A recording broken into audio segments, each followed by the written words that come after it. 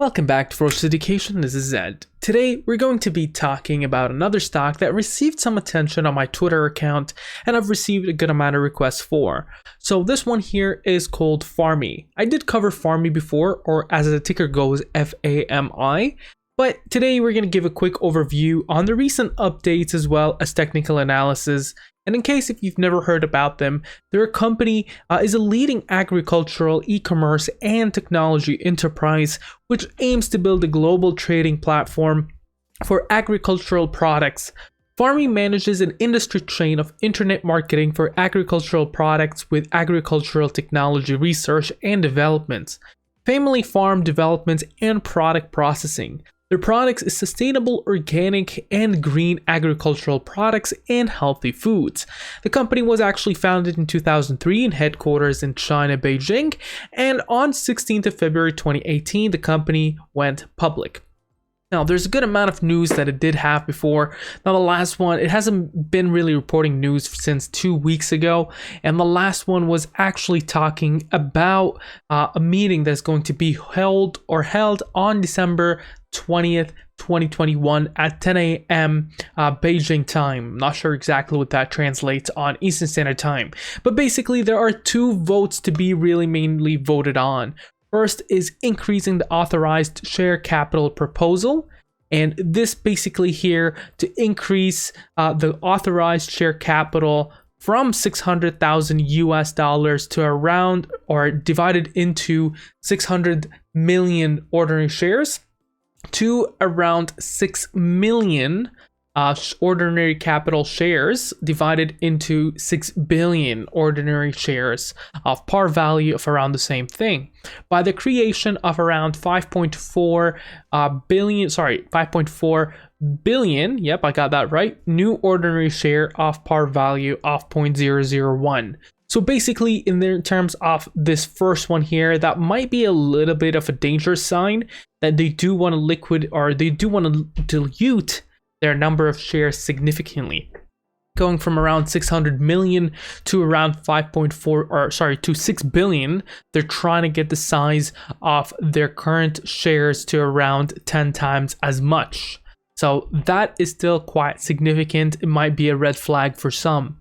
The next one here is staggered board proposal, which a proposal to remove the special resolution that the board of directors be divided into three as equal numbers as practical, and each serving suggested term of 3 years term each. So I'm not sure exactly for this one here what changes it's going to make. Nothing really significant. But overall, that is the main two amendments that you're voting on. Now, the vote, we're gonna get to know about it by the end of the year anyway. But another thing here is that they won previously on November 15th. The latest of the blank fungus, they had won some sort of award, and this one here basically talks about their supply chain as well. Now, another thing that I do want to talk about quickly before moving on towards technical analysis is their institutional buyers. So the institutional buyers, Blackstone, on the 22nd of November, removed around 58,400 shares onto the stock, so they liquidated a little. But on the 16th, we see some addition of shares, including Jane Street Group, around 1 million shares. 2 Sigma, around 122, Royal Bank of Canada, 10,000 shares, and this one here, Sasisia Capital Advisors, 98,000 shares.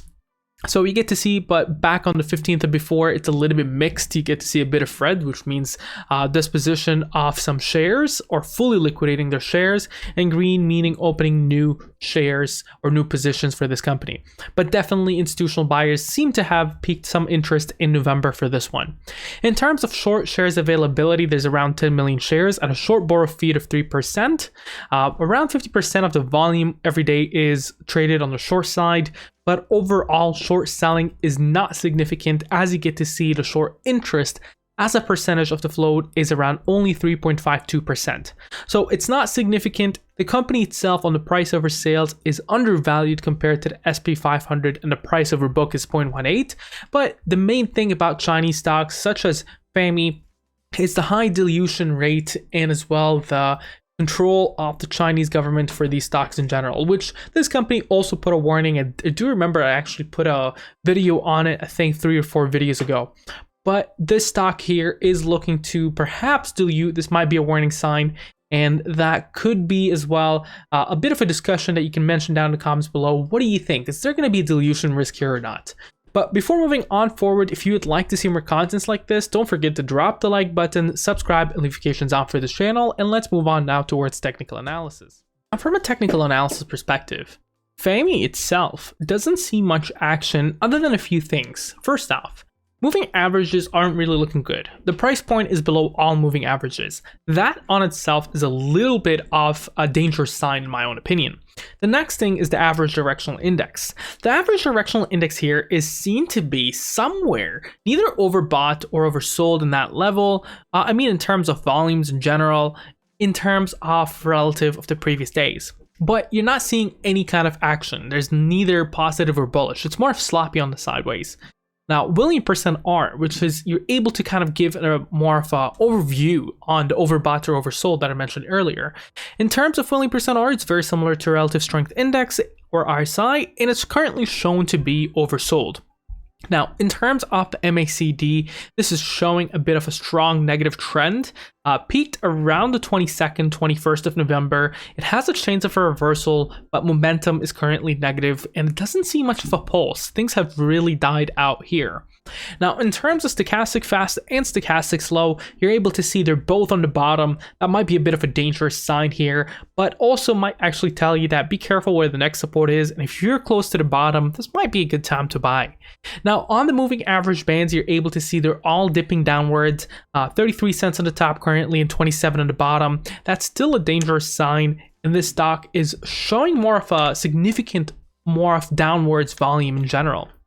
Now, on the Fibonacci retracements, we're able to see a significant support at the 20 cents, but resistances are only on 29, 35, 39, 44, and 51 cents. Now, if we were just to go ahead with just price line action stuff, we're able to see a significant support at the 23 cents, followed by 21 cents and also around 20 cents.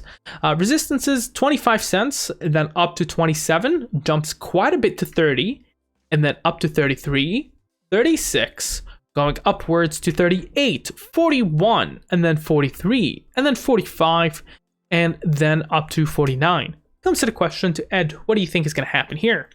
Well, it's very clear about the dilution thing. That's a very dangerous thing.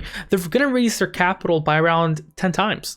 That might really cause the stock to continue to get hurt. I mean, even from the news back around 27th of October, around the 15th of November, it really started sliding from 35 to 22 cents. And the big part of this one here is it might need a reverse split sometime soon. And that would really, really damage the stock price. But what do you think is going to happen here? Make sure to mention down in the comments below. Share, subscribe, and like, and have a wonderful day. Now, if you're still here on this video, make sure to drop down below and join our Discord. We have a lot of different things going on, including, for instance, members that gives picks for free. It's not pump and dumps, we just things we think about, swings, etc. We also have really exciting bots. You can actually use those ones. For instance, we're just testing out this bot, for instance, that gives you Fibonacci resistance points, activities, etc. And we have a bunch of free things, totally free. We run on tips here, and you can ask me questions, suggest stocks, etc. It's a really nice community that has been growing up very fast at a very good rate, and it's totally free. If you would like to join that one, feel free to do so in the description below, and have a wonderful day.